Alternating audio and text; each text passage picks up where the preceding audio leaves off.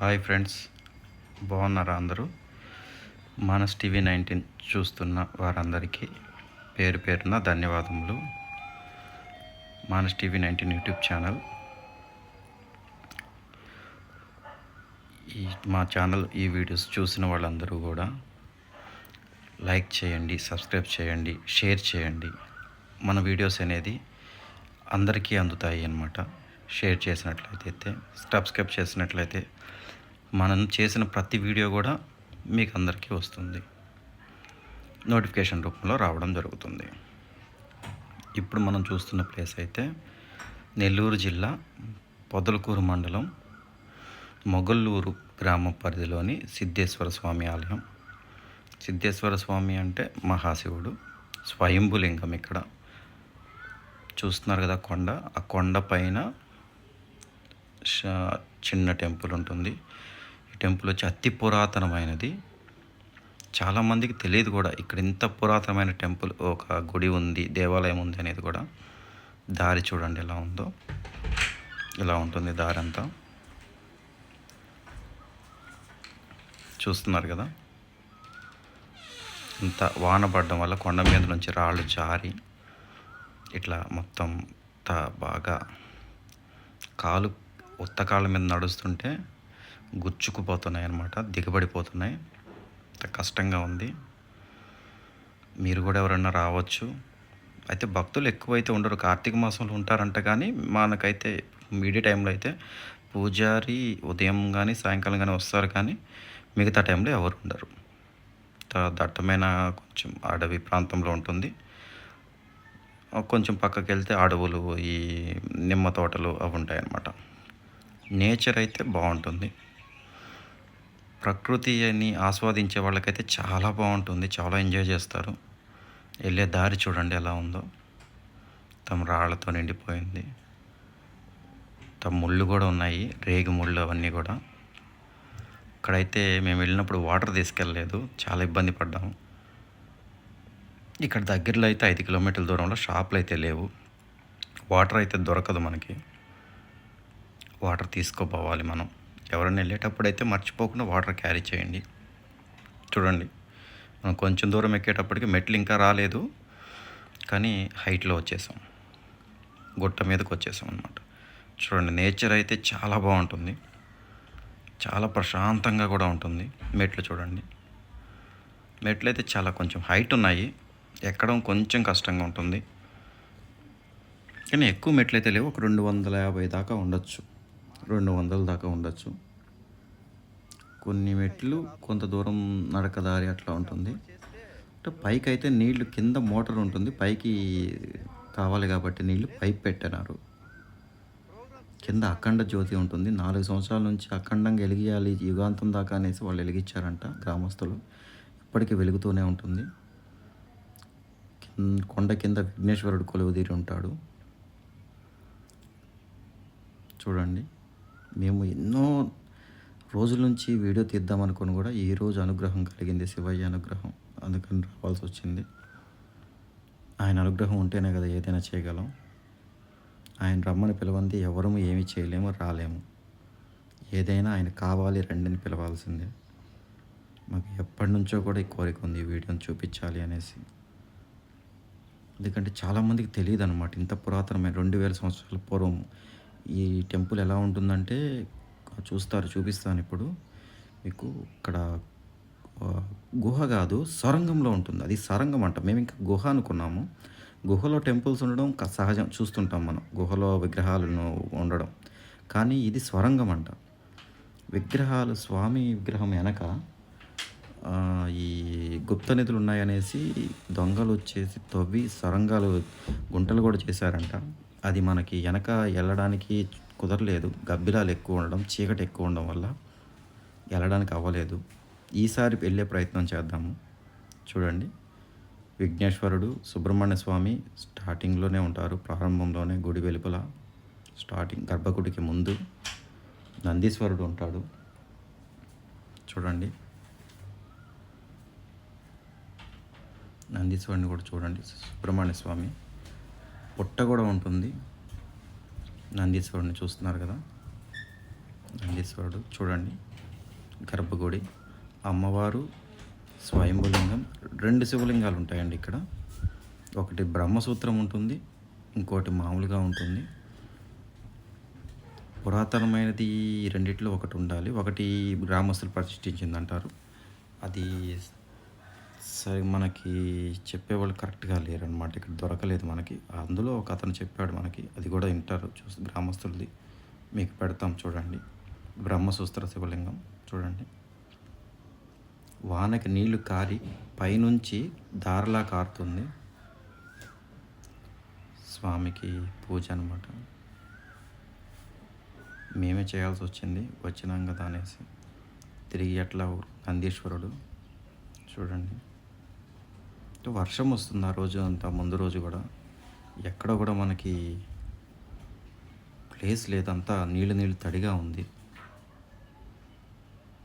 కుదరలేదు. ఇటు ఇంకా బాగా వచ్చేది. వర్షం ఎక్కువైపోతే వెళ్ళడానికి కూడా కష్టం, రిటర్న్ అనే భయంతో ఫాస్ట్గా తీయాల్సి వచ్చింది.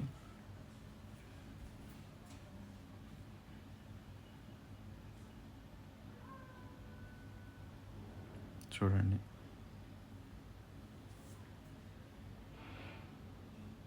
మేము కూడా కర్పూరము అగరబత్తి తీసుకెళ్ళి అక్కడ పెట్టేశాము. అంటే ఎవరు లేరు కాబట్టి పూజారి వస్తే చూసుకుంటాడని చెప్పేసి, రోజు పూజకి వస్తాయని చెప్పేసి అవి లోపల పెడుతున్నాము.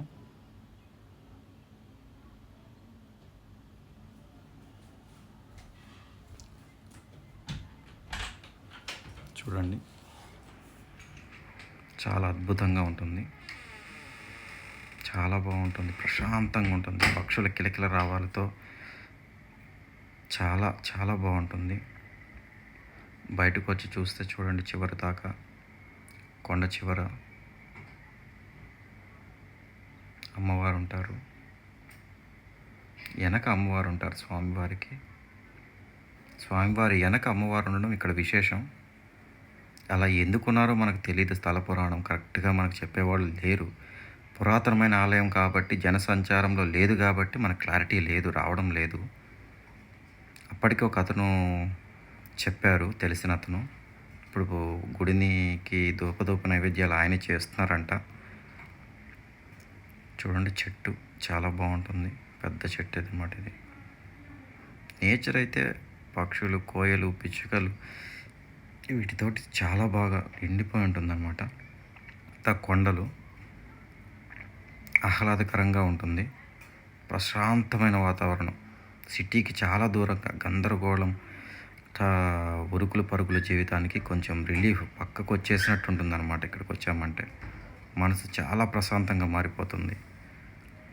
కొంచెం తినడానికి తెచ్చుకున్నట్లయితే ఈవినింగ్ దాకా కూడా స్పెండ్ చేయొచ్చు. చాలా బాగుంటుంది. మీరు వస్తే ఒకసారి వదలలేరు, అంత బాగుంటుంది అన్నమాట. నేచర్ చూడండి.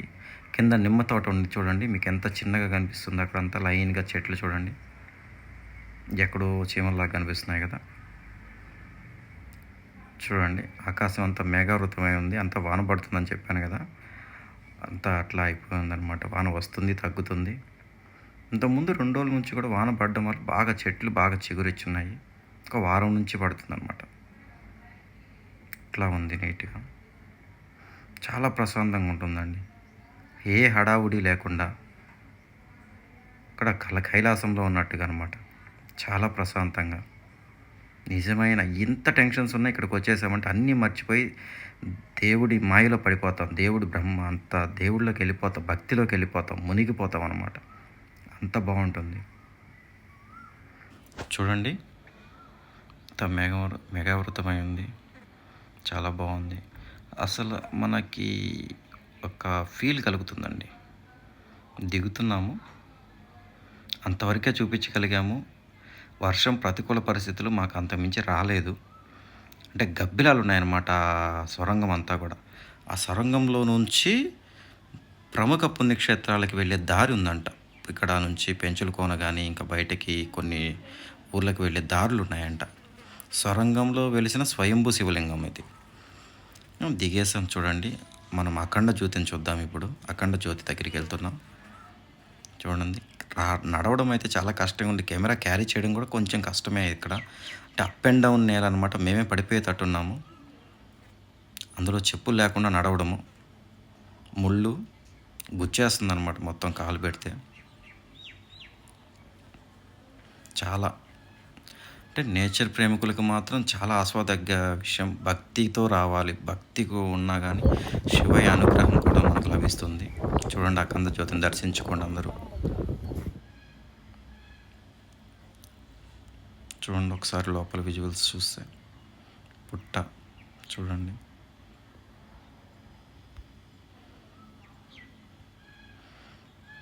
చాలా ప్రశాంతంగా ఉంటుంది.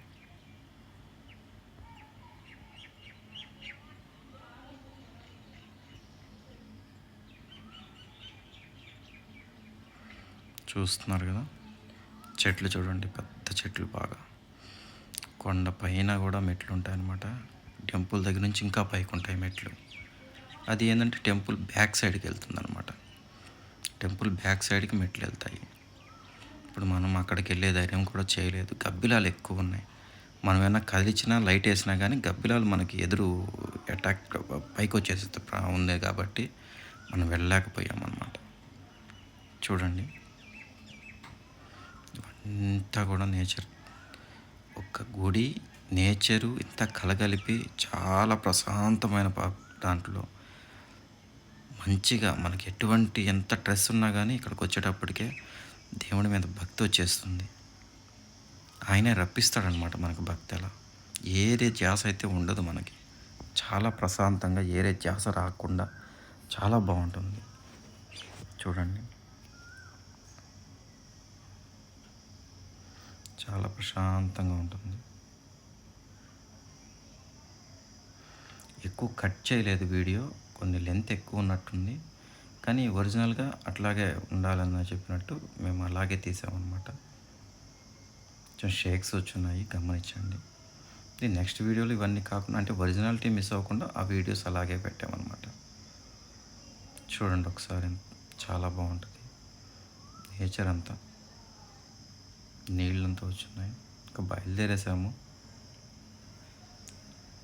ఇంకొక అతను ఉన్నాడు, అతని దగ్గరికి కూడా వెళ్ళేసి గుడి సమాచారం అడిగేసి వెళ్దామని. ఒకసారి అతని మాటల్లో కూడా మీరు వినొచ్చు, చూడొచ్చు కూడా అతన్ని. అతను కూడా ఏంటంటే గుడికి చాలా కష్టపడుతున్నాడు గుడి డెవలప్మెంట్ కోసం.